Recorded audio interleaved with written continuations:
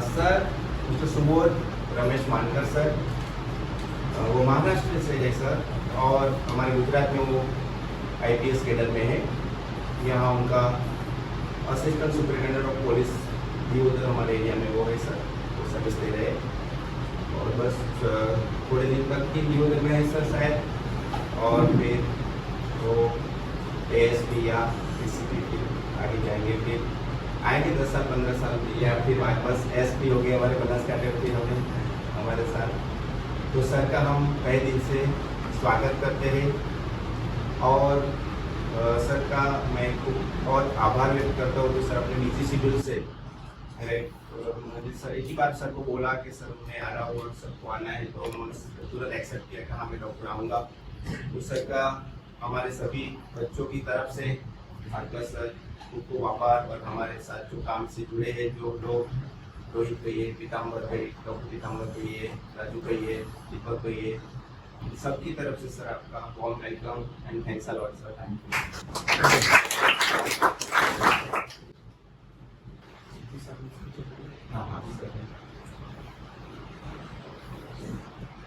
तो हमारे बीच वो हिंदी ऊपर अभी जो थोड़ी बात गुजरात में बात करो यार, सर हमारी एक दिक्कत ये है गुजराती लोगों की कि अगर अदर हिंदी स्टेट से कोई यहाँ पर आए और 6 महीने भी यहाँ पर रुके तो वो पूरी तरह से गुजराती बोलना सीख जाते हैं। क्योंकि हमारे गुजरात वाले अभी सालों तक हिंदी बोल रहे हैं लेकिन बोल नहीं पाते, अभी गुजराती टच उसमें आ ही जाता है। सर मोस्ट वेलकम, आप यहाँ पर आए, आपका बिजी शेड्यूल रहता है मुझे पता है, फिर भी यहाँ पर अगर हमारे सोशल जो अभी सिचुएशंस है उसके हिसाब से बच्चे अगर कुछ सीखे और उनको मोटिवेशन मिले और आगे जाकर अच्छा इंसान, बेहतर इंसान बन सके, इसी उद्देश्य से आप यहाँ पर बता रहे हैं। तो आपसे रिक्वेस्ट करता हूँ कि आप यहाँ पर आए और हमारे बच्चों को कोई ऐसी गाइडलाइन दे जो IPS बनना चाहते हैं, पुलिस में चलना चाहते हैं, तो उनको मोटिवेशन मिले। Most welcome sir.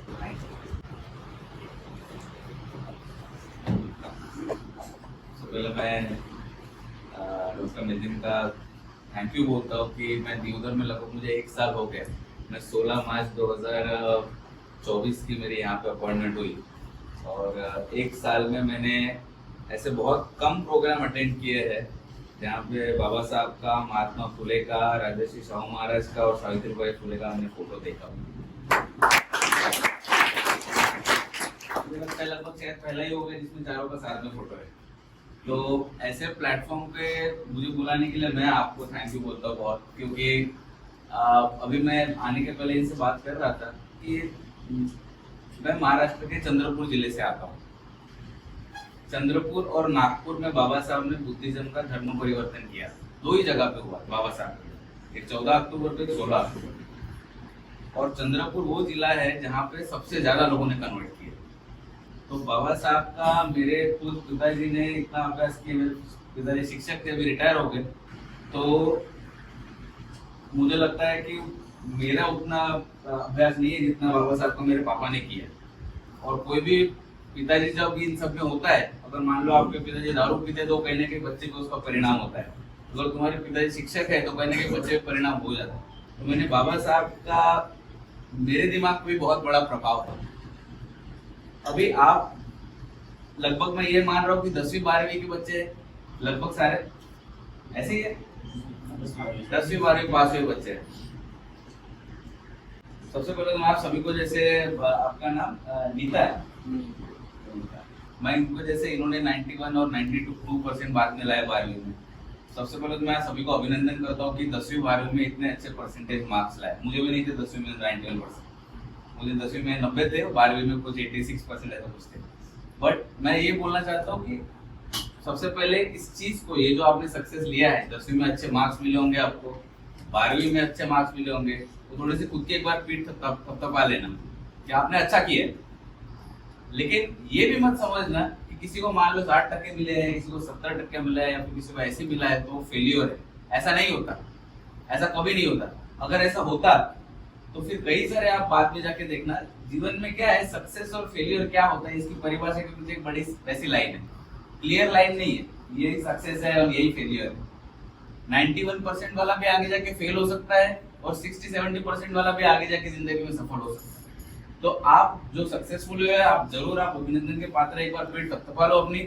और जो नहीं भी हुए हैं, जिनको कम लगता है कि हमारे मार्क्स कम रह गए, हम अभी आगे क्या करेंगे, तो ऐसा कभी मत सोचना कि हमसे हो नहीं पाएगा या फिर हमसे नहीं हो पाता। मैं आपको एक मेरा खुद का उदाहरण बताता हूँ। मैंने इंजीनियरिंग की है, एजुकेशन वाइज। मैंने 10वीं 12वीं के बाद इंजीनियरिंग चुना।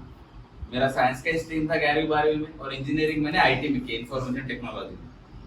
तब तक मैंने कभी सोचा नहीं था कि मैं कभी पुलिस की नौकरी में आऊंगा। यूपीएससी मेरे दिमाग में ही नहीं था। मुझे ऐसा लगा कि कभी सुना तो था कि हाँ कलेक्टर कोई बड़ी पोस्ट होती है, एसपी कोई एक बड़ा पोस्ट होता है, लेकिन कभी हिम्मत नहीं हुई कि मुझसे हो पाएगा कि नहीं हो पाएगा। इसलिए मैं ये बात करना चाह रहा हूँ कि आपको लग रहा होगा कि ये बहुत बड़ी एग्जाम है, बहुत होशियार लोग ही पास कर सकते होंगे, ऐसा नहीं होता। मैंने उसके बाद 2 साल नौकरी की, सॉफ्टवेयर की। मैं सॉफ्टवेयर डेवलपर था, और उसके बाद जाके मैंने नौकरी छोड़ दी 2 साल के बाद, और फिर मैंने यूपीएससी की तैयारी शुरू की। एकदम से ऐसा कहाँ से फिर मेरा शिफ्ट आया, मैं सॉफ्टवेयर डेवलपमेंट से एकदम से यूपीएससी के जर्नी में एकदम से कहाँ आ गया मैं। तो था ऐसा कि जैसे मैंने आपको बोला कि मेरे पिताजी शिक्षक थे, तो उनको कहीं ना कहीं लगता था कि मेरा लड़का कलेक्टर और एसपी बनना चाहिए। पर मुझे हमेशा लगता था कि यूपीएससी इतनी कठिन परीक्षा है, अपने से तो निकलनी नहीं है, हम पास ही नहीं हो पाएंगे, हमसे नहीं हो पाएगी इतनी मुश्किल पढ़ाई। लेकिन जब मैं जॉब करना शुरू किया ना, तो कहीं ना कहीं जीवन में सबसे एक बड़ी चीज होती है, वो होती है समाधान। कि आप जो काम कर रहे हो, क्या आपको उसमें समाधान मिलता है। डॉक्टर साहब जैसे डॉक्टर है, तो क्या उनको डॉक्टर के पेशे में उनके पास पेशेंट आते होंगे, उनकी अच्छी ट्रीटमेंट सारवार करते होंगे, क्या उसमें उनको समाधान मिल रहा है। तो मुझे वो जॉब सेटिस्फेक्शन मुझे सॉफ्टवेयर में नहीं मिल रहा, और मुझे लगा कि मैं समाज को कुछ वापस भी नहीं दे रहा हूँ। मैं पैसे तो अच्छे खासे कमा रहा था, अब मेरा जितना पगार है उससे ज्यादा पगार मेरा सॉफ्टवेयर डेवलपमेंट में था, लेकिन मुझे लग रहा था कि सिर्फ पैसे कमा के क्या करोगे, एक लेवल के बाद पैसे की भी कोई कीमत नहीं होती। लेकिन मुझे लगा कि अरे जॉब सेटिस्फेक्शन नहीं, इसमें समाधान नहीं मिल रहा, तो मैं और ना मैं सोसाइटी को कुछ वापस दे पा रहा हूँ, तो क्यों ना मैं ऐसे किसी जॉब में जाऊँ जिसमें मैं लोगों का जो तकलीफें होती है, लोगों के प्रश्न होते हैं, उनको कहीं ना कहीं मैं खुद सॉल्व कर सकूं। जितना मानवता दृष्टिकोण रखते उतना रख के मैं इन प्रश्नों को निराकरण ला पाऊं, इसलिए मैंने कहीं ना कहीं वो नौकरी छोड़ दी और मैं यूपीएससी के जर्नी में आ गया। अभी यूपीएससी आप सबको पता ही है कि भारत में लगभग 11 से 12 लाख लोग फॉर्म भरते हैं यूपीएससी में। कितने? लगभग 11 से 12 लाख फॉर्म भरते हैं। उसमें से जो सिलेक्शन होता है, फाइनल लिस्ट जो बनती है, उस फाइनल लिस्ट में होते हैं 700 से 800 लोग। अगर आप परसेंटेज टर्म्स में निकालते हो तो 0.001% का कुछ रेशो बनता है, इतना ही सिलेक्शन है। तो क्या इसका मतलब ऐसा है कि सिर्फ होशियार लोग ही पास हो रहे हैं? जैसे ये बच्ची को 91%, 92% मिले, मतलब एकेडमिक्स में अच्छी है वो, लेकिन सिर्फ एक टैलेंट चीज नहीं होती जो आपको सक्सेस दिलाती। अगर टैलेंट ही चीज होती तो यूपीएससी में सारे आईआईटी, आईआईएम जो बड़े बड़े कॉलेजेस से पास आउट होते हैं वही लोग क्लियर करते। ऐसा नहीं है। मेरे साथ कई सारे ऐसे दोस्त हैं जो तैयारी कर रहे थे, जो आईआईटी से थे, बड़े कॉलेजेस से थे, शायद अहमदाबाद में कई अच्छे कॉलेज में पढ़े होंगे, निर्मा में पढ़े होंगे। ऐसे कई लोग हैं कि जिनका यूपीएससी अभी तक नहीं हुआ है, और ऐसे भी कई दोस्त हैं जो बिल्कुल साधारण से कॉलेज से, मान लो यहाँ पे किसी कॉलेज से पढ़ के आ गया और उसने यूपीएससी क्लियर किया है। तो इससे हमें क्या पता चलता है कि टैलेंट एक चीज नहीं होती जो आपको सक्सेस तक ले जाती है। एक होता है सबसे इंपॉर्टेंट, इसमें होता है हार्डवर्क, आपका डेडिकेशन, और सबसे इंपॉर्टेंट है आपका डिसिप्लिन। जैसे मैं यहाँ पे, मुझे नितिन भाई ने यहाँ पे बोला कि सर आप आइए बच्चों से बात कीजिए, तो मैं भी जब स्कूल में था ना, तो मेरे भी स्कूल में ऐसे कोई मोटिवेशनल स्पीकर आते थे, कोई बड़े अफसर को बुला लिया, मान लो कोई दूसरे और ऐसे कोई जो अच्छे ओरेटर है उनको बुला लिया। लेकिन ये क्या, एक मोटिवेशन जैसा है। ये मोटिवेशन आपके दिमाग में 2 दिन रहता है बस, इससे ज्यादा नहीं रहता। आज आप सुन लोगे मेरा भाषण, तो मैं काले परम दिवसे बोले जवाना तो कि मैं શું કીધું છે आपने, बराबर। પણ આપના સાથે શું રહેશે? આપના સાથે રહેશે છે અનુશાસન, ડિસિપ્લિન આપના સાથે રહેશે, અને ડિસિપ્લિન જ આપને આગળ લઈ જવાનું છે। मोटिवेशन तो मेरे से अच्छे बोलने वाले स्पीकर तो यूट्यूब पे होंगे, और आप सब ऐसा तो है नहीं कि किसी के फोन में यूट्यूब नहीं है। બધા यूट्यूब यूज करो ना, तो મારાથી સારા સ્પીકર તો यूट्यूब ઉપર છે, તો એમનું સાંભળી લો મોટિવેશન સ્પીચ માટે। पर मोटिवेशन जरूरी चीज नहीं है, जरूरी चीज होती है आप डिसिप्लिन रहते हो कि नहीं रहते हो। मेरा अगर खुद का उदाहरण बताना है, तो मैंने ये पोस्ट लेने के लिए आईपीएस की नहीं तो 4.5-5 साल मैंने पढ़ाई की। मेरा 4थे अटेम्प्ट में जाके यूपीएससी पास हुआ। आपको अगर आपको आईपीएस अगर बनना हो तो, किसी और को अगर यूपीएससी जीपीएससी जैसी परीक्षा देनी है, तो मैं बताऊं कि इस परीक्षा की क्या है, जर्नी थोड़ी लंबी है। और इस लंबी जर्नी में मैं आपको जो बता रहा था, मोटिवेशन 2 दिन में निकल जाएगा। आपको डिसिप्लिन रहोगे ना, तो आपको लंबे टाइम तक आपको ये कहीं ना कहीं पुश करता रहेगा कि हमें सक्सेस मिल सकता है। 4.5-5 साल में नहीं तो मैंने एवरेज अगर नितिन भाई नहीं मान लो तो मैं बड़ा चढ़ा के नहीं बोल रहा कि 7-8 घंटे की मेरी एवरेज दिन की पढ़ाई रहती थी। और जब एग्जाम पास में आ जाती है, जब परीक्षा मान लो 10 दिन है, 15 दिन पे है, 20 दिन पे है, तब तो मतलब वो टाइम का हिसाब ही नहीं होता। तो तुम्हें ऐसी भूख होनी चाहिए। तुम ये नहीं बोल सकते आज तो चलो आज तो 4-5 घंटे पढ़ाई कर ली, चलो मैंने बहुत बड़ा मतलब पराक्रम कर दिया, अब मैं कुछ नहीं करूंगा। तुम्हें वो भूख होनी चाहिए ना। मैंने परीक्षा निकाल के, मैंने ये परीक्षा पास करके किसी पे कोई एहसान नहीं किया है। ये मैं खुद चाहता था कि मैं इस नौकरी में आऊं। तो अगर आपने कोई भी प्रोफेशन चुना, डॉक्टर साहब डॉक्टर बन गए, मैं आईपीएस में आ गया, मान लो किसी को इंजीनियरिंग बनना है, किसी को मान लो कोई आर्किटेक्चर की फील्ड ले लेनी है, किसी को इंजीनियरिंग में बहुत अच्छा करना है, सॉफ्टवेयर में कोई अच्छा करना है, आप जो करना चाहो करो। मैं आपको ये नहीं बोल रहा हूँ कि मैंने जो किया हाँ भाई सब लोग पुलिस में आ जाओ। डॉक्टर साहब भी ये नहीं बोलेंगे ना नहीं सब लोग भाई डॉक्टर ही बन जाओ। आप जो भी बन रहे, लेकिन ये भूख रखो कि मैं मेरे लिए करना चाहता हूँ, और मैं एक बार जब कुछ बन जाऊंगा तो मैं कहीं ना कहीं उस समाज को वापस दूंगा। कैसे वापस दूंगा? आप अलग अलग तरह से दे सकते हो। सिर्फ पैसा एक चीज नहीं होती जिससे आप समाज को हेल्प कर सकते हो। पैसा जरूरी होती है, कोई भी चीज करनी है। जैसे यहाँ पे हमने सेमिनार अरेंज किया है, तो इसको भी कहीं ना कहीं पैसा लगा है, 2, 4, 5 को जो भी लगे हैं। पैसा एक चीज नहीं होती, एक होती है लोगों को जो चीज गिनी नहीं जा सकती, हर चीज की कीमत नहीं लगाई जा सकती, इस चीज से भी आप वापस दे सकते हो। मैं आपको जो आके जो आज बता रहा हूँ, वो मेरा कहीं ना कहीं मोटिवेशन था जब मैंने सॉफ्टवेयर की नौकरी छोड़ी थी। मैं चाहता था कि मैं लोगों से बात करूं, मैं लोगों को मोटिवेट कर पाऊं, मैं लोगों को अच्छी दिशा में ले जा पाऊं। तो ये हमेशा ध्यान में रखना। आप खास करके 10वीं 12वीं के बाद हमें क्या होता है, हमें ऐसा लगता है कि अभी स्कूल की जिंदगी हो गई खत्म, अभी हम बड़े हो गए, अभी हम कॉलेज में आ गए। तो कई बार क्या होता है, बच्चों में एक तो गलत संगत लग जाती है। सबसे इंपॉर्टेंट चीज, सबसे बड़ी चीज है कि गलत संगत। दोस्त अच्छे रहो, दोस्त अच्छे रहो, मस्ती करो। ये नहीं बोल रहा हूँ मैं कि बिल्कुल एकदम किताबी कीड़ा बना रहा हूँ। जैसे आप ये लाइब्रेरी का आपने सेटअप बना रखा है, मैंने भी जब दिल्ली में यूपीएससी के 1 साल पढ़ाई की थी, मैं ऐसे इसी तरह की लाइब्रेरी में बैठ के पढ़ाई करता था। और उसी लाइब्रेरी में मैंने ऐसे भी लोग देखे हैं जो लाइब्रेरी में आते तो 8 बजे है, वो आता है, बैठता है, एकदम वो फोटो वोटो खींचता है, टाइम टेबल लिखता है कि मैं 8 बजे से 9 बजे तक पढ़ूंगा, उसके बाद रिविजन करूंगा। वो 8 बजे आता है, किसी तरह आपको सिर्फ 10 बजे दिखता है किताबें ले जाने के लिए। और बताने के लिए घर पे क्या बोलेगा, सर दिन भर पापा घर पे पढ़ाई, मैं लाइब्रेरी में पढ़ाई करना। घर वालों को भी ऐसा लगेगा कि मेरा बच्चा तो दिन भर पढ़ता है लाइब्रेरी में, लेकिन नहीं होता वो। तो खुद को चीट मत करना।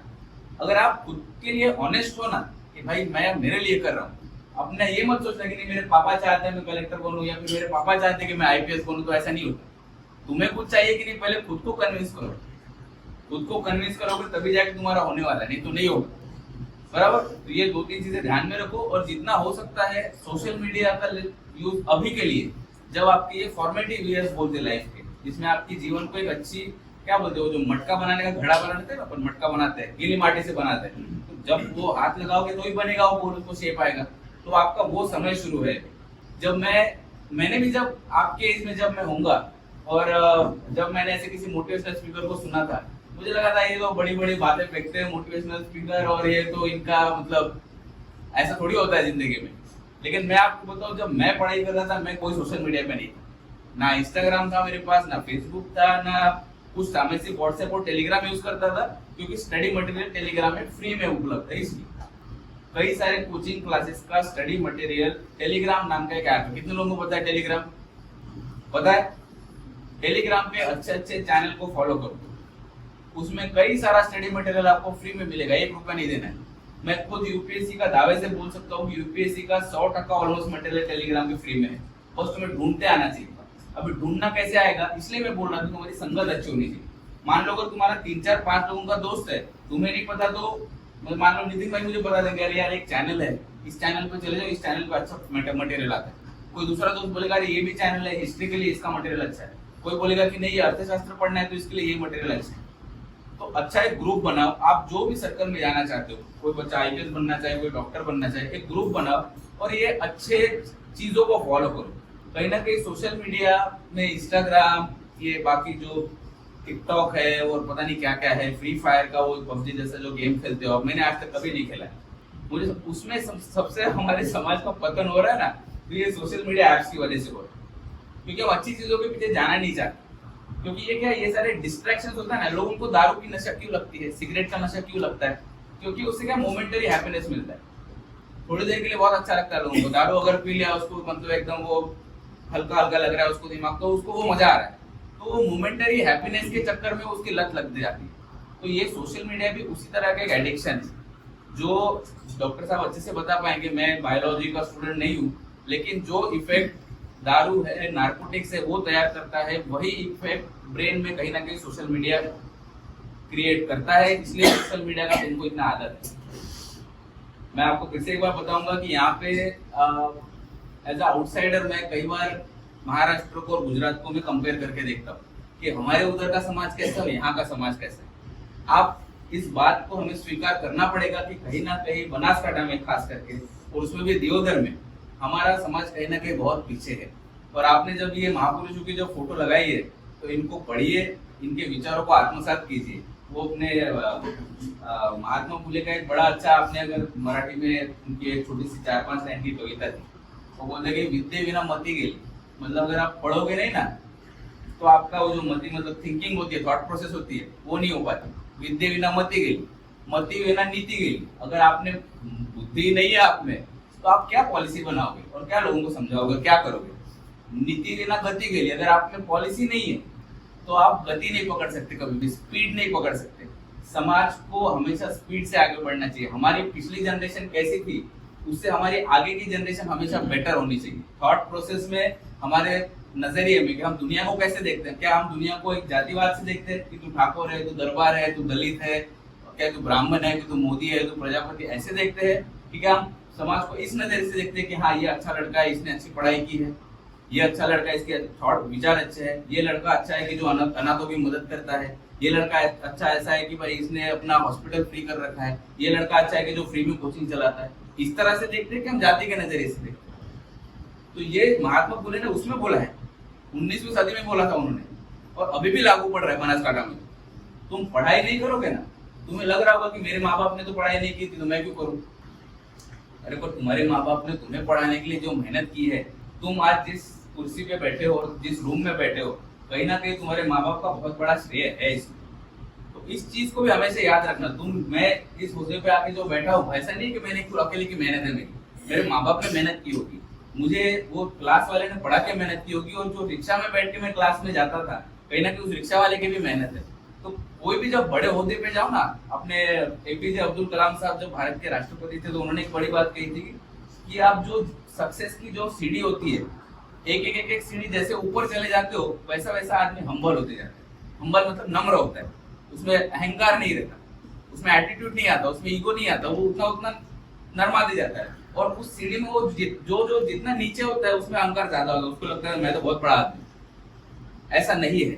आप जीवन में जो भी अचीव करना चाहो बेटा, आप अगर आईपीएस बनना चाहते हो, आप डॉक्टर बनना चाहते हो, इंजीनियर जाना चाहते हो, आर्किटेक्चर जाना चाहते हो, जो भी बनो, लेकिन सोसाइटी का कंट्रीब्यूशन, आपके माँ बाप का कंट्रीब्यूशन, आपके दोस्तों का कंट्रीब्यूशन, आपके टीचर्स का कंट्रीब्यूशन, और ऐसी संस्थाएं, आज हम जिस प्लेटफॉर्म पे बात कर रहे हैं, ऐसी संस्थाएं जो आपको ये पॉजिटिव विचार सोच करने के लिए जो आपको प्रेरित करती है, ऐसी संस्थाओं का कंट्रीब्यूशन कभी मत भूलना, और इनको हमेशा कहीं ना कहीं वापस देना। अपने भारत के प्रधानमंत्री जी 2047 में जो विकसित भारत का संकल्प और एक सपना देख रहे हैं, तो सपना देखने से कुछ नहीं होता। जैसे मान लो बेटा आपको लग रहा होगा कि मुझे आईपीएस बनना है, मैं यूट्यूब पे खुद देखता हूँ कि कलेक्टर का एंट्री वीडियो, एसपी का एंट्री वीडियो, अरे बाप रे आईपीएस साहब आ गए, कलेक्टर साहब आ गए, तो मुझे भी कलेक्टर बनना है। कई बार मेरे पास माँ बाप आते हैं और ये बोलते हैं कि साहब मेरी बच्ची या मेरा बच्चा 5वीं में है, 6वीं में है, 7वीं में है, उसको कलेक्टर बनना चाहता है। मैं उनको पूछता हूँ क्यों भाई, आप क्यों बनाना चाहते हो, उसको बनना है कि उसको पूछा है आपने? उसको भी तो पूछो। सपने बड़े देखो, कलाम साहब क्या बोलते हैं, सपने बड़े देखने के लिए पैसा नहीं लगता। सपने बड़े देखो, लेकिन उस सपने को अचीव करने के लिए जो मेहनत चाहिए ना, उसकी भी तैयारी रखना। ऐसे नहीं कि बड़े बड़े सपने देख ले, मुझे कलेक्टर बनना है, मुझे कमिश्नर बनना है अहमदाबाद का, ये बनना है, वो बनना है, उसके लिए मेहनत कुछ नहीं हुई। मैं दिन भर बस खाली जाके इंस्टाग्राम पे स्क्रॉल करता हूँ, उससे तो कुछ नहीं होना। तो सपने देखो बड़े, और उसके लिए मेहनत करो, एक मैप बनाओ, रोड मैप बनाओ कि मुझे क्या क्या करना है। जैसे 10वीं 12वीं के बाद खास एक दो इंडिया में अपना ऐसा हो गया कि अब मेडिकल फील्ड या तो इंजीनियरिंग फील्ड, दो ही फील्ड दिखती है हमें। लेकिन और भी अगर ऐसी कोई फील्ड हो, और इसके लिए ऐसा मत समझना हमेशा कि कोई ना कोई आके आपको मतलब वो स्पून फीड करेगा। जब हम बच्चे होते हैं ना, तो हमें वो चम्मच से मम्मी खिलाती है, क्योंकि हम खा नहीं सकते। तो जैसे जैसे बड़े होते जाते हैं, आपके पास इंटरनेट से बड़ी कोई ताकत नहीं दुनिया में। तो इंटरनेट का सही इस्तेमाल करो। आपको जिसमें भी इच्छा है, मान लो आपको आर्किटेक्चर फील्ड में जाना है, मान लो किसी को अभी इंडिया पाकिस्तान का हुआ तो वो दोनों लेडी ऑफिसर जो थी उनको देख के कई लोगों को लग रहा होगा कि मुझे आर्मी में ऑफिसर में जाना है। आप में से कितने लोगों को पता है आर्मी में ऑफिसर बनते कैसे हैं? पता है किसी को? किसी की इच्छा है आर्मी में ऑफिसर बनने की? नहीं है? आर्मी में किसी को नहीं जाना? कोई बात नहीं, अगर नहीं जाना है कोई इशू नहीं, लेकिन अगर मैं आपको बताऊं ऐसे अलग अलग कई सारे फील्ड्स है। आपकी जो भी इच्छा है जाओ इंटरनेट पे सर्च करो खाली गूगल पे कि मतलब हाउ टू बिकम, मतलब मान लो कि मुझे ऑफिसर बनना है तो मुझे क्या क्या करना पड़ता है, वो जाके देखो। उसके अलग अलग कोचिंग सेंटर होंगे, उसको गाइड करने वाला कोई ना कोई मिल ही जाएगा। और आप आर्ट्स लेते हो, आप कॉमर्स लेते हो, आप साइंस लेते हो, उससे मुझे नहीं लगता कोई खास फर्क पड़ता है। उससे मुझे नहीं लगता कोई खास फर्क पड़ता है, वो आपकी चॉइस पे। मैंने साइंस लिया था, लेकिन मेरे साथ कई सारे ऐसे ऑफिसर्स हैं जो साथ में जो कॉमर्स बैकग्राउंड से आए, जो आर्ट्स बैकग्राउंड से आए, और हमारे दोनों की वर्किंग में कोई ज्यादा फर्क नहीं है, सेम ही काम कर रहे हैं दोनों। अल्टीमेटली क्या है कि उसके दिमाग में क्लैरिटी थी कि मैंने आर्ट्स इसलिए नहीं लिया कि मैं साइंस कर नहीं सकता। आर्ट्स शायद उसने इसलिए लिया था क्योंकि उसको आर्ट पसंद है। हो सकता है किसी को मान लो अकाउंटिंग फील्ड में जाना तो कॉमर्स ही लेगा ना, साइंस क्यों लेगा? तो आप देखो आपको कौन सी फील्ड चूज करनी है, उसका सही से एक रोड मैप बनाओ कि कौन से कॉलेजेस अच्छे हैं उसके लिए, उन कॉलेजेस में जाने के लिए कौन सी एंट्रेंस एग्जाम होती है वो देखो, उस एंट्रेंस एग्जाम की तैयारी कैसे करते हैं, उसकी कोई कोचिंग होती है नहीं होती है, यूट्यूब पे कोई कोचिंग है क्या ये देखो। कई सारी कोचिंग तो यूट्यूब में ही फ्री में है, यूट्यूब में भी कई सारी कोचिंग फ्री में है, यूपीएससी की भी कई सारी मैं आपको बताऊं यूट्यूब पे कोचिंग फ्री में है, बस आपको पता होना चाहिए कौन सी कोचिंग करनी है। तो ये सारा अपने थोड़ा सा कहीं ना कहीं आपको ये क्लैरिटी लानी पड़ेगी। और ये 10वीं 12वीं में एक हमारा एक टाइम होता है जो आपकी जिस एज में हो, थोड़ा सा वो दिमाग में हवा चलती है हमारी कि अभी स्कूल खत्म हो गई, अभी हम कॉलेज में जा रहे हैं, हम अभी बड़े हो गए, हम अभी सुनेंगे नहीं, हम तो हमारी मर्जी के मालिक हैं। उस हवा में मत रहना, उस हवा में मत रहना, और कहीं ना कहीं एक गाइड चुनो, एक मेंटर चुनो, एक शिक्षक चुनो, और उस शिक्षक का जो भी बता रहा है आपके भले के लिए बता रहा है। उस शिक्षक को आपसे कुछ चाहिए नहीं कि भाई तू बड़ा हो जाएगा तो तू पगार का मुझे मतलब इतना 50% हिस्सा मुझे दे दे, उसकी ऐसी कोई अपेक्षा नहीं है। वो चाहता है कि आप आगे जाओ, जिंदगी में अच्छे करो, और जब भी अच्छे बनो तो समाज को मत भूलना। हमेशा ऐसा जब भी आपको प्लेटफॉर्म मिलता है, कोई ऐसा लड़का मिलता है, कई सारे मैं डॉक्टर साहब को बता रहा था, कोई भी एस्पायरेंट आता है यूपीएससी का हो कि जीपीएससी का हो कि कोई भी परीक्षा का हो, उसको मैं कभी नहीं बोलता हूँ, मेरे पास टाइम नहीं होगा तो मैं उसको बोल देता हूँ कि मैं तुझे आगे से बुला लूंगा। तो ये हमेशा मौका रखना, और जो आपके माता पिता है, जो संस्था है, इनका कॉन्ट्रीब्यूशन कभी मत भूलना। इन्होंने आपके लिए जो मेहनत की है, आपके जो ये समाज का उद्धार हो, ये समाज जाति व्यवस्था में नहीं फंसा रहे, ये समाज गरीबी में नहीं फंसा रहे, ये समाज वो व्यसनों में नहीं फंसा रहे, इसके लिए इन्होंने जो मेहनत की है इसका कहीं ना कहीं याद रखना, और सक्सेस दिमाग में मत चढ़ने देना कि मैं कुछ बहुत बड़ा बन गया। सक्सेसफुल सभी को मैं आपको फिर से एक बार विश करता हूँ कि आप सारे आगे जाके जीवन में जितना बड़ा बन सकते हैं, जितने अच्छी ओहदों पे जा सकते जाइए, लेकिन सक्सेस को कभी दिमाग में मत जाने देना। जितना ऊपर जाओ उतना नम्र रहो, उतना पोलाइट रहो, उतना कंपैशनेट रहो, ठीक है। आप सभी को बहुत बहुत शुभकामनाएं मेरी। अगर आपको किसी को कुछ पूछना भी है तो अभी पूछ सकते हो आप, मैं आपको जवाब देने के लिए बिल्कुल मतलब मुझे पसंद रहेगा कि मैं आपको जवाब, कोई भी सवाल हो आपका रैंडम एक्स वाई जेड, कि क्या करना चाहिए, क्या नहीं करना चाहिए, क्यों करना चाहिए, कैसे करते हैं, कहाँ जाके करते हैं, कुछ भी सवाल हो तो मुझे पूछो एक बार। કંઈ પણ પૂછવું હોય તો સર કેટલા કલાક વાંચવું જોઈએ અને રિવિઝન કઈ રીતે કરવું જોઈએ, બરાબર, યાદ કઈ રીતે રાખવું જોઈએ, કયા વિષયમાં મતલબ કયા કયા વિષયોની તૈયારી કરવી જોઈએ, કયા ફિલ્ડમાં જવા માટે, કંઈ પણ ક્વેશ્ચન હોય ને તો આપ પૂછો। नहीं है किसी को कोई सवाल? सर हमारे ये आगे पीछे देखा वो दूसरी वाली कक्षा वाला हो ना, तो पीछे वो यार लाइब्रेरी में प्रिपरेशन करते हो। लाइब्रेरी में कौन सी तैयारी करो दोस्त आप? जो कॉम्पिटिटिव एग्जाम की तैयारी करे वो अपने हाथ ऊपर करिए। लाइब्रेरी का स्टूडेंट जो पुलिस कांस्टेबल की तैयारी कर रहे हैं, कॉम्पिटिटिव एग्जाम की, अरे आप तो क्या पुलिस की तैयारी चल रही है? क्या क्या करते हो, कौन से सब्जेक्ट पढ़ते हो, बताओ आप काला शर्ट पे। हाँ बोलो। हाँ बोलो राहुल बता रहा हूँ। किसकी? हिस्ट्री की पढ़ाई कर रहे हो? हिस्ट्री में कौन सी किताबें पढ़ रहे हो? आवाज ही नहीं आ रहा मुझे। जोर दी बोला। मैं वही पूछ रहा हूँ, आप किताबें कौन सी पढ़ रहे हो, कौन सी बुक्स पढ़ रहे हो?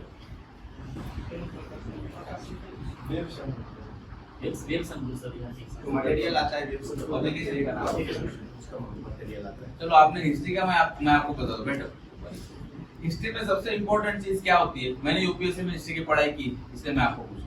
हिस्ट्री में सबसे इंपॉर्टेंट चीज होती है क्रोनोलॉजी, कि पहले क्या हुआ, बाद में क्या हुआ, उसके बाद में क्या हुआ। क्या होता है सबसे इंपॉर्टेंट हिस्ट्री में, ये होता है। और कहीं ना कहीं जो पेपर सेक्टर होता है ना, वो भी यही देखता है कि 1947 में क्या हुआ, उसके पहले आपको पता होना चाहिए 1935 में क्या हुआ था, 1920 में क्या हुआ था, गांधी जी कब आए थे, ये सारा आपको पता होना चाहिए। अभी ये कैसे पता रहेगा? एक बार पढ़ने से तो भूल जाओगे। जैसे डॉक्टर साहब बोल रहे थे कैसे याद रखा जाए, एक बार पढ़ के कोई भी भूल जाता है। हम कोई वैसा तो है नहीं कि भाई एक बार डेटा डाल दिया तो वहीं का वही रहना है। हमारी मेमोरी बहुत शॉर्ट होती है, छोटी होती है। खास करके आप जितने भी पीछे के लोग हो, जो आप कॉम्पिटिटिव एग्जाम की तैयारी कर रहे हो ना, स्पर्धा परीक्षा की, मैं आपको बताता हूँ, रिविजन जब तक नहीं करोगे तब तक आपको बिल्कुल नहीं याद रहेगा। आप भले 50 किताबें पढ़ लो, ऐसा बोला जाता है, खास करके हिस्ट्री में बोला जाता है कि आप 50 किताबें मत पढ़ो, एक ही किताब को 50 बार पढ़ो, ऐसा बोलते हैं।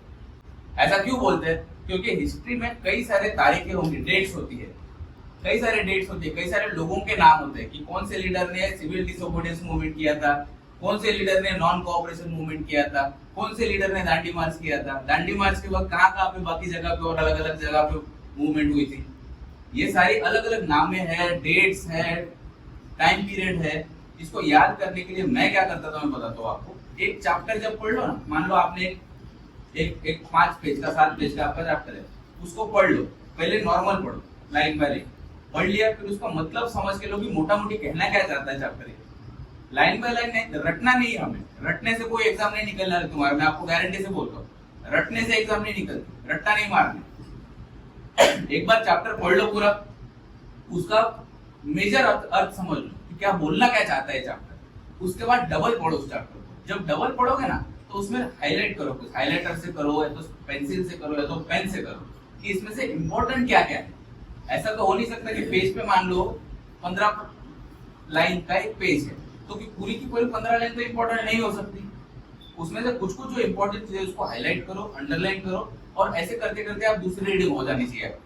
फिर तीसरी रीडिंग जब करोगे तो सिर्फ हाईलाइटेड पार्ट पे ज्यादा फोकस देके पढ़ना चालू करो। ये मतलब कहीं ना कहीं हमारे दिमाग में हो। एक ही बार मतलब मान लो आपको कीला डालना है, तो एक हथौड़े से तो जाता नहीं हो, 4-5 बार हथौड़ा तो मारना ही पड़ेगा। तो ये 4-5 बार मारते मारते मारते फिर आपके दिमाग में उसका कहीं ना कहीं छपता है कि मैंने क्या पढ़ा इस चैप्टर में। क्वालिटी इसी तरह से, क्वालिटी पढ़ते हो आप लोग? राज्य शास्त्र बोलते हैं शायद, राज्य शास्त्र पढ़ रहे हो कोई आप में से? पढ़ रहा है पीछे भाई स्पर्धा परीक्षा? राज्य शास्त्र का कोई अभ्यास कर रहा है? आपको बंधारण की बात करें, कॉन्स्टिट्यूशन में अभ्यास करे कोई? संविधान में नहीं करता कोई? पता है वांचे से सर है। बोल क्यों नहीं रहे यार तुम? बोलोगे कोई तो पता चलेगा। शर्मा ने बहुत विचार के बात करनी पड़ेगी। सर स्कूल लाइफ जैसे हम कुछ कहेंगे ना, सर हमको कुछ क्वेरी करें। ना सर की मैं तुम्हें किसी को सवाल नहीं पूछ रहा हूँ, मैं तुम्हें बता रहा हूँ कि हर सब्जेक्ट का एक, जैसे डॉक्टर साहब ने बोला, हर सब्जेक्ट को पढ़ने का एक तरीका होता है। जैसे मैंने हिस्ट्री का एक तरीका बताया, वैसे मैं आपको कॉन्स्टिट्यूशन का एक तरीका बताता हूँ। कॉन्स्टिट्यूशन कैसे पढ़ते हैं? कॉन्स्टिट्यूशन में पहले लगभग अभी 500 के ऊपर आर्टिकल हो गए, सारे अमेंडमेंट हो गए, तो इतने सारे आर्टिकल आपको याद रखने की जरूरत नहीं है। ना मुझे याद है, ना मुझे लगता है सुप्रीम कोर्ट के जज को याद है 500 के 500 आर्टिकल, किसी को नहीं याद है। याद क्या रखना होता है? आपको फंडामेंटल राइट्स याद रखने होते हैं, मोस्टली फंडामेंटल ड्यूटीज याद रखनी होती है, और डीपीएसपी याद रखना होता है, directive principles of state policy. मोटा मोटी ये। इसके अलावा क्या पढ़ना होता है? National emergency, state emergency, financial emergency, ये पढ़ना होता है। इसके अलावा क्या पढ़ना होता है? प्रेसिडेंट का रूल क्या है, ये पढ़ना होता है। कॉन्स्टिट्यूशन में अलग अलग बॉडीज होती है, यूपीएससी है, सुप्रीम कोर्ट है, इलेक्शन कमीशन ऑफ इंडिया है, controller order general of India है। ऐसे कुछ कुछ ही आर्टिकल है जो आपको याद रखने होते हैं। तो कैसे पढ़ोगे फिर इसको, कॉन्स्टिट्यूशन? पूरा का पूरा तो नहीं पढ़ना, मैंने बोला इतनी इंपॉर्टेंट चीज है। मैं क्या करता था, मोबाइल का सही इस्तेमाल कैसे करना होता है, मोबाइल में एक फ्लैश कार्ड्स करके ऐप आता है। हमें क्या लगता है, एक बार किताबें पढ़ पढ़ के क्या होता है, एक टाइम के बाद आदमी में बोरिंग हो ही जाती है किताब, वही किताब वही कागज, बोर होना ही आदमी। फिर क्या होता है, एक फ्लैश कार्ड्स करके मोबाइल में एप्लीकेशन आता है, अलग अलग कंपनी के, आपको जो ठीक लगे यूज करो। इंस्टाग्राम में जैसे बोल रहा था, इंस्टाग्राम हम यूज क्यों करते हैं, स्क्रॉल करते हैं क्योंकि अच्छा दिखता है वो। कलरफुल होता है, देखने में मजा आता है, उसी तरह से फ्लैश कार्ड्स भी कलरफुल होते हैं। और फ्लैश कार्ड की दो साइड होती है। एक साइड होती है बिल्कुल कलरफुल, मान लो आपको समझना है कि आर्टिकल 14 कॉन्स्टिट्यूशन ऑफ इंडिया का क्या बोलता है, राइट टू इक्वालिटी बोलता है। तो आपको ये याद करना है कि आर्टिकल 14 मतलब राइट टू इक्वालिटी है। तो फ्लैश कार्ड की दो साइड है ना, तो एक साइड में आप लिख दोगे आर्टिकल 14, फिर उसके एक बार टच करोगे वो ऐसे फ्लिप हो जाता है कार्ड, और उसके पीछे के साइड पे लिखा होगा राइट टू इक्वालिटी। बोलने का मतलब क्या हुआ, एक टाइम पे तो आपने दोनों देख लिए, लेकिन नेक्स्ट टाइम आप जब कभी रिवाइज करने आओगे तो सिर्फ आप पहले आर्टिकल 14 से आपको दिमाग में याद करने का ट्राई करोगे इसके पीछे क्या था। धीरे धीरे वो याद होने लगता है। ये फ्लैश कार्ड मैं नहीं बोल रहा हूँ, मैंने खुद यूज किए बहुत ज्यादा वैसे, लेकिन ये एक साइकोलॉजिकली साबित टेक्नोलॉजी है याद करने के लिए। तो फ्लैश कार्ड एक अच्छा एप्लीकेशन है, इसको यूज करो। इससे आप सिर्फ पॉलिटी का नहीं, कोई भी विषय का फ्लैश कार्ड बना सकते हो। मैं पॉलिटी के बनाता था इसलिए मैं पॉलिटी का बता। इसी तरह से पॉलिटी के जो मेन आर्टिकल है उसका एक चार्ट बनवा दो। ये चार्ट में ये आर्टिकल का ये मतलब है, ये आर्टिकल का ये मतलब है, ये आर्टिकल का ये मतलब है। और पूरा का पूरा किताब मत पढ़ते बैठना, वापस एक बार पढ़ो किताब। जैसे एम लक्ष्मीकांत की एक किताब आती है इंडियन पॉलिटिकल, मैंने वो किताब पढ़ी थी, आप कोई दूसरा पढ़ सकते हो पब्लिकेशन, लेकिन वो एक बार पढ़ लो। लेकिन मोटा मोटी उसके बाद आप जब एग्जाम आएगी तो वापस से पूरी की पूरी किताब नहीं पढ़ पाओगे। आपको फिर चाहिए नोट्स, खुद के नोट्स। मेरे नोट्स तुम्हारे काम के नहीं आएंगे, तुम्हें खुद के नोट्स बनाने पड़ेंगे। और नोट्स क्या होता है, एक ब्रीफ होता है। मान लो आपने 7 पेज का चैप्टर पढ़ा तो उसका 1 पेज में आपको सारांश लिखते हुए आना चाहिए। और क्योंकि आप जब एग्जाम आएगी ना, आप 7 पेजेस का चैप्टर आप नहीं पढ़ पाओगे, आपके पास टाइम भी नहीं रहेगा और आपका मन भी नहीं करेगा। लेकिन वो 1 पेज जो आपने हाथ से लिखा है उसका आप रिवीजन कर सकते हो, और रिवीजन नहीं करोगे तो एग्जाम में याद नहीं रहेगा। फिर आप बोलोगे अरे मैंने बहुत सारी किताबें पढ़ ली थी लेकिन एग्जाम में याद ही नहीं रहा। एग्जाम में याद नहीं रहा तो फिर कोई फायदा नहीं, कितना भी पढ़ लो। घुमा फिरा के लास्ट में क्या याद रहता है कि एग्जाम हुई कि नहीं हुई, ये नहीं याद रहेगा कि कितनी किताबें पढ़ ली थी। तो इसी तरह से मैं आपको ज्योग्राफी का बता दूं, भूगोल का। भूगोल में बहुत ज्यादा रट्टाबाजी नहीं है। जैसे कॉन्स्टिट्यूशन में कई सारी चीजें याद रखनी है, हिस्ट्री में कई सारी चीजें याद रखनी है, लेकिन भूगोल ऐसा एक सब्जेक्ट है जिसमें कई सारी चीजें याद नहीं रखनी होती। उसमें कॉन्सेप्ट याद रखना होता है कि साइक्लोन, अभी जो वावाजोड़ा बोलते हैं, वावाजोड़ा कैसे आता है, कैसे बनता है, उस पे सवाल आएगा सवाल कि भाई जो नॉर्मल जो अभी हम बोलते हैं कि जो चौमासा में जो मॉनसून रेन बोलते हैं, साउथ वेस्ट मॉनसून, उसको साउथ वेस्ट मॉनसून ही क्यों बोलते हैं। तो ये आपको जब तक वो कॉन्सेप्ट नहीं पता आपको नहीं पता चलेगा। अब ये कॉन्सेप्ट कई बार क्या है, किताब अगर हम पढ़ते हैं ना, किताब में कॉन्सेप्ट लिखा हुआ तो है लेकिन उसको समझाने वाला कई बार कोई होता नहीं है। YouTube पे उस कॉन्सेप्ट का नाम डालो, मैं आपको गारंटी के साथ बोल सकता हूँ कॉन्सेप्ट समझाने वाला आपको अच्छा से अच्छा वीडियो मिल जाएगा YouTube कि वावाजोड़ा कैसे बनता है। साउथ वेस्ट मॉनसून है तो साउथ वेस्ट मॉनसून कैसे बनता है, चौमासा में ही बारिश क्यों होती है। ऐसे नहीं कि मान लिया अब बारिश अभी भी हुई है तो, लेकिन ये एबनॉर्मल बारिश है, लेकिन चौमासा में ही बारिश क्यों होती है, ठंडी में नहीं होती, उनाड़ा में नहीं होती, चौमासा में ही क्यों होती है। इस तरह के अलग अलग वह कौन सी मिट्टी में किस तरह का क्रॉप लग सकता है, हर मिट्टी में हर तरह का। भाई आप तो कई सारे आपके फादर खेडूत होंगे शायद, हर तरह की मिट्टी में हर तरह का आप पेड़ नहीं लगा सकते। तो इन सारी चीजों के जो कॉन्सेप्ट है यूट्यूब पे आपको बेस्ट से बेस्ट लेक्चर्स मिलेंगे। तो यूट्यूब का मोबाइल फोन के एप्स का सही यूटिलाइजेशन करना सीखो बस। इसके अलावा और कोई सब्जेक्ट पढ़ रहे हो तो बताओ, और पीछे कोई दूसरा सब्जेक्ट कोई डाउट हो। Maths, reasoning. सर सबसे ज्यादा पुलिस की तैयारी कर रहे हैं, लॉ। पुलिस वाले जो है रनिंग के अलावा मैं आपको बता दूं, खास करके पुलिस भर्ती की तैयारी जो कर रहे होंगे, कई सारे बच्चे आप में से जो रनिंग पास हो जाएंगे लेकिन लिखित में नहीं होते, पता है ना। रनिंग पास कर ले तो मुझे पता है, बनासकांठा के खास करके लड़के सारे रनिंग में पास हो जाते हैं, 9 पास ही है। तो आप अटक कहाँ पे रहे हो, लिखित में अटक रहे हो। इतनी मुश्किल नहीं है। मैं आपको बताऊं जो पुलिस भर्ती की जो लिखित परीक्षा है बहुत आसान परीक्षाओं में आती है, उसका सिलेबस भी कम है, उसको पढ़ना भी कम पड़ता है, लेकिन पढ़ोगे ही नहीं तो कैसा होगा। रीजनिंग जैसे सर बोले, रीजनिंग है तो मैथ्स है। रीजनिंग के लिए मुझे लगता है पुलिस भर्ती में 10वीं के लेवल के ऊपर का रीजनिंग नहीं होता। 10वां धोरण सुधीनु जो रीजनिंग नो है, जब भाई अपने एनसीईआरटी की किताब है या तो स्टेट बोर्ड की किताब है, उसमें जो रीजनिंग होती है, जो बुद्धिमत्ता चाशनी बोलते हैं उसको, या तो जनरल नॉलेज टाइप का होता है, उतना ही होता है उसको कैसे सॉल्व करोगे। सिंपल मैं आपको बताता हूँ, पिछले 5, 7, 10 सालों के पेपर निकाल के देखो, पुलिस भर्ती के जो पिछले 10 सालों के जिस तरह के सवाल पूछे गए उसी तरह के सवाल रिपीट होते हैं। लेकिन हम इतना भी कष्ट नहीं लेना चाहते कि पिछले 10 सालों के पेपर नहीं देखने हम। क्यों? क्योंकि उसके लिए बैठना पड़ता है लाइब्रेरी में आके, उसके लिए पढ़ना पड़ता है। हम पूरा टाइम रनिंग में ही रह जाते हैं। 10 सालों के मैं आपको सादा सिंपल सॉल्यूशन बताता हूँ। 10 साल के पेपर निकालो, उसमें देखो कि प्रोबेबिलिटी के क्वेश्चन आ रहे हैं, कि कोई वो मान लो वेन डायग्राम के क्वेश्चन आ रहे हैं, कि टाइम डिस्टेंस के क्वेश्चन आ रहे हैं, कि किसके क्वेश्चन आ रहे हैं, और उन टॉपिक्स पे जाके पढ़ाई करो। बस आपका मैं बोल रहा हूँ दावे के साथ वही सवाल रिपीट होते हैं, बस नंबर का खेल इधर उधर होगा, लेकिन कॉन्सेप्ट तो वही रहेगा यार। Speed is equal to distance divided by time. ये फॉर्मूला चेंज होने वाला है? नहीं होने वाला है। लेकिन इस तरह के आपको 2-4 आपको प्रॉब्लम सॉल्व करके प्रैक्टिस तो करना पड़ेगा। प्रीवियस ईयर क्वेश्चन पेपर कोई भी एग्जाम के लिए, सिर्फ पुलिस भर्ती के लिए नहीं, कोई भी परीक्षा आप ट्राई करो, पिछले 7, 8, 9, 10 साल के पेपर निकाल के देखो, उसका सही से अभ्यास करो, आपको पता चल जाएगा नेक्स्ट इसमें पढ़ाई क्या करनी। और कुछ बताओ, और कुछ पूछना हो तो।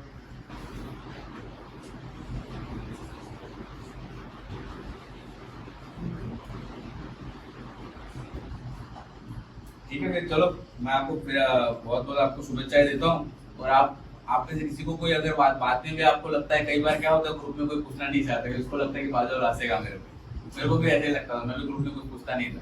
लेकिन अगर आपको लगता है कि बाद में जाके मुझे मिलना है मुझसे, या फिर आपको कुछ डाउट क्लियर करने हैं, तो आप आइए ऑफिस में, मैं आपसे बताऊंगा कि क्या करना है। अकेले 2-3-4 लोग मिलके भी आते, मुझे कोई इशू नहीं है। एक बार पूछ लेना कि मैं ऑफिस में बुक ही नहीं, अगर वो तो बात है ना, पूछ लेना कि सर मुझे ऐसा ऐसा करना है, क्या करूँ मैं इसको। ठीक है, तो चलो आपको बहुत बहुत अभिनंदन, शुभेच्छाएं, थैंक यू।